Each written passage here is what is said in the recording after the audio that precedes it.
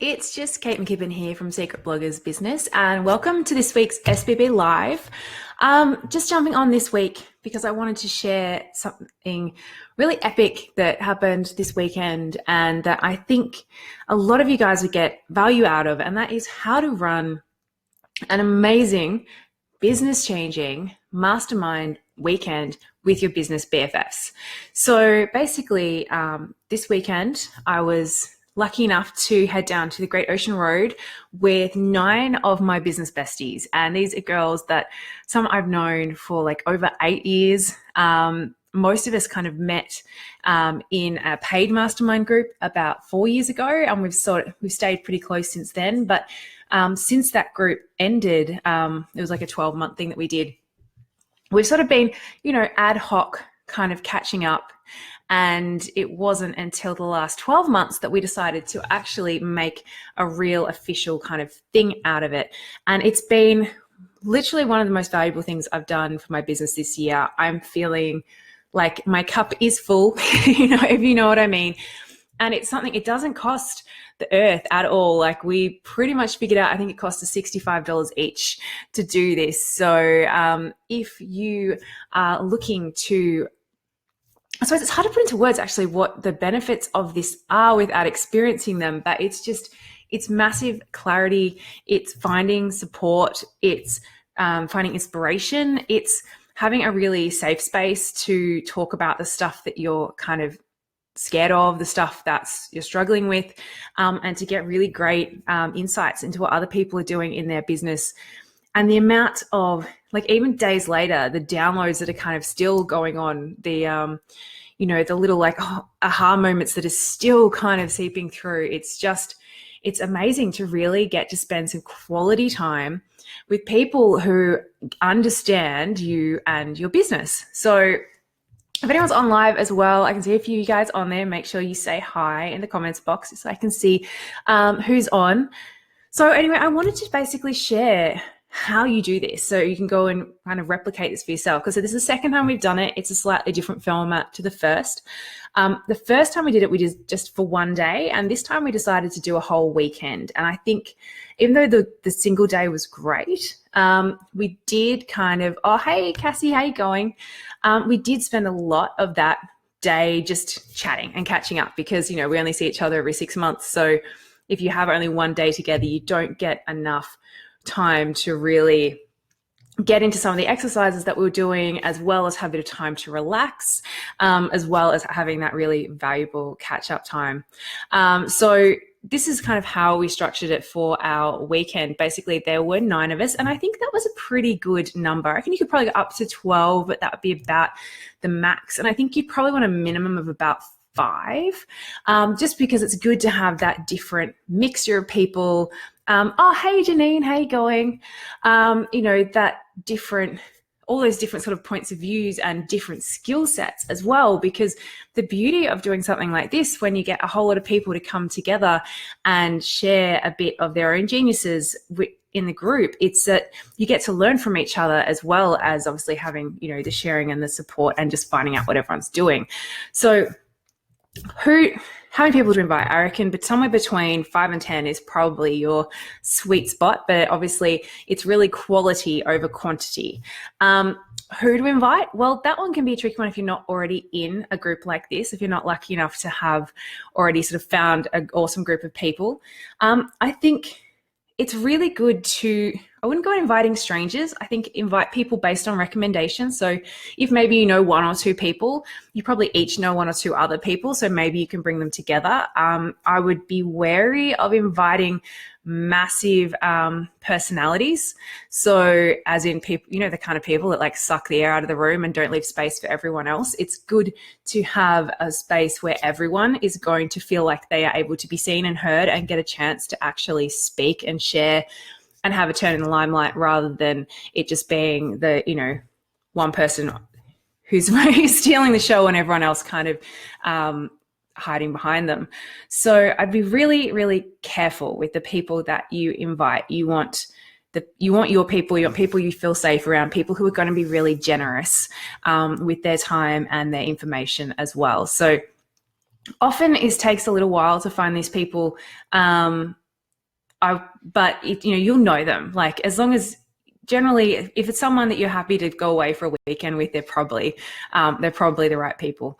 So the structure of it. So what we did was we went down on mid-Friday afternoon. So we could kind of spend Friday afternoon really just hanging out, having a chat kind of thing and catching up. And then to kick things off, we have an opening ceremony, which is, now this is a bit woo. So if you're not woo, you don't have to do this. You can do something else. But what we normally do is we go around the room and we each draw an oracle card, and we then sit with that, and we use that to sort of to see what that kind of brings up for us, and what that kind of message means to us and where we are in our business right now. And some really powerful stuff can come out of just those prompts, regardless of which side of the fence you sit woo-wise. Then we go around and everyone shares some wins and some wisdom. So something that they're really proud of that's happened in the last however long. And wisdom is something that they've learned, like a lesson that they've learned. It can also be something that is working well for them. So it could be something they figured out that's working really well, and they're going to share it with the group, and everyone can kind of benefit from that. And that's really all we did on the first night. So we rented a 5-bedroom house. Everyone, was happy to snuggle pretty much. I think everyone was, everyone was spooning or sharing a bunk bed. And then we got some takeaway for dinner just to make it nice and easy. I bought a whole bunch of wine, way too much wine, to be honest, particularly seeing as half the group was pregnant, but never mind. And we just, had nibbles and wine and dinner, and just it seems like that's a really short amount of stuff to do in one night. But when people really kind of stop and share their wins and everyone kind of discusses it, that process can actually take a couple of hours. So don't necessarily feel like that's not going to be enough. And it does spark conversations, and you want to have the space for people to go off on tangents and to sort of just reveal whatever that's going to reveal. So that's what we did the first day. Another thing I did, which actually worked really well, was we basically gave everyone assignments. So we knew that there were going to be certain activities we were doing throughout the weekend, and that there were going to be certain meals that had to happen. And we just assigned one person to kind of be in charge of making each of those things happen. So someone was in charge of making breakfast happen and making sure it was cleaned up on the first day. Someone else was in charge of making sure we all went down to the beach for a walk, which was one of the things we had planned. Because again, that means whoever's organizing it isn't sort of running around frantically the whole time, and everyone is contributing, and it kind of adds to that really nice collaborative feel. So that was the first night. Then on the second day, we slept in, had breakfast. For people who felt like it, we went for a bit of a walk just to get some movement happening, grabbed a coffee, came back, and then we did some shared learning sessions. So what these were is we got people to either nominate someone that they wanted to learn something particular from, or people could put their hand up and say, hey, I've just figured out this really cool thing I'd love to share with the group. And everyone had about 10 to 15 minutes just to discuss and share this particular new tactic or strategy. So maybe it was something that was working really well in their email, or maybe it was something that was working really well when they're dealing with clients, or even something in their own lives.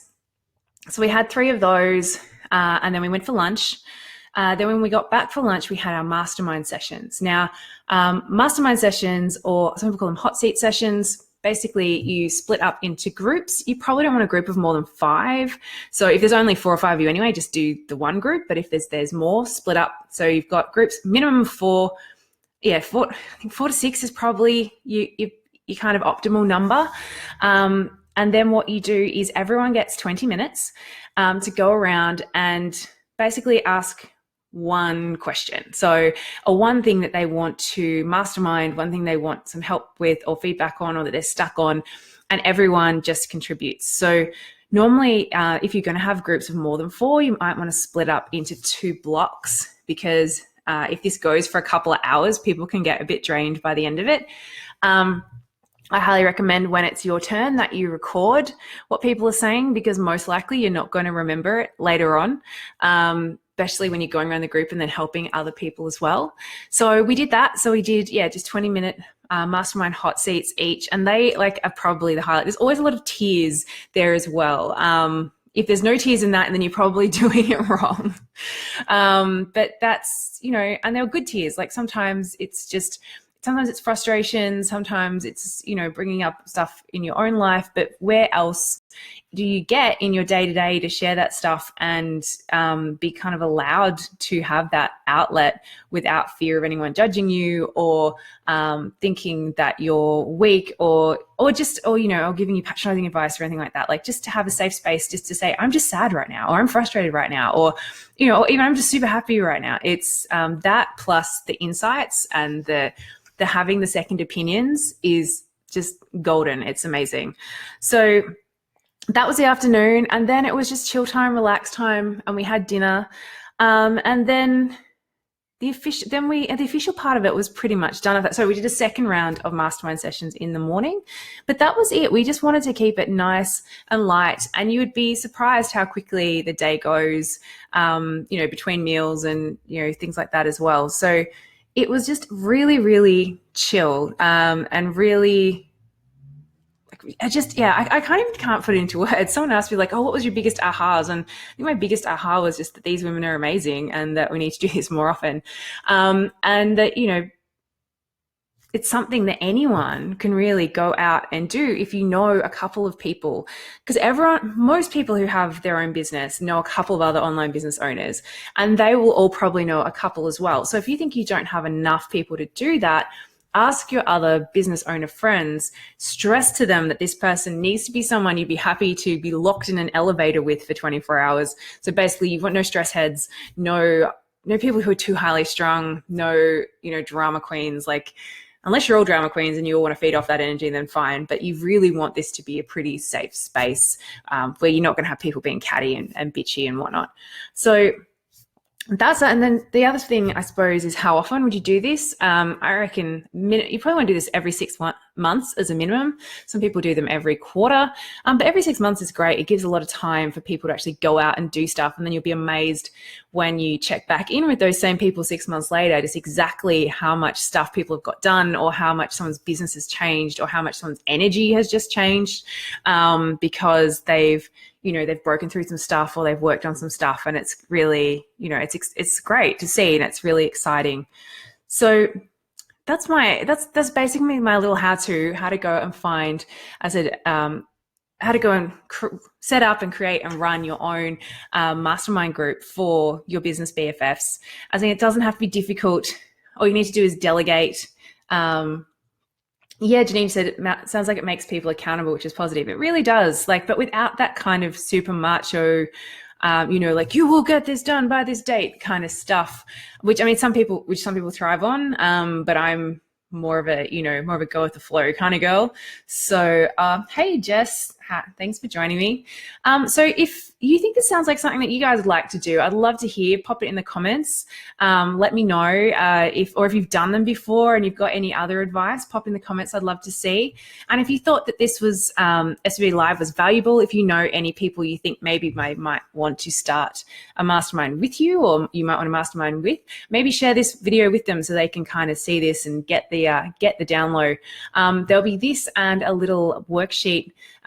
Sort of run guide will be available on the site next week as a blog post as well if you want a bit more info over on secretbloggersbusiness.com. But otherwise, if you like this SBB Live, I'd love it if you could share it, give us a thumbs up or a heart so that, we can get in on the good old Facebook algorithm, because that's how people see stuff these days. And if you've got any questions for me that you'd like me to answer in a future SBB Live, let me know. I do this every week, so I'd love to hear what you guys are wanting more of, how I can help you in any way. And I will see you guys back next week with another SBB Live. Alrighty, guys. See you. Bye.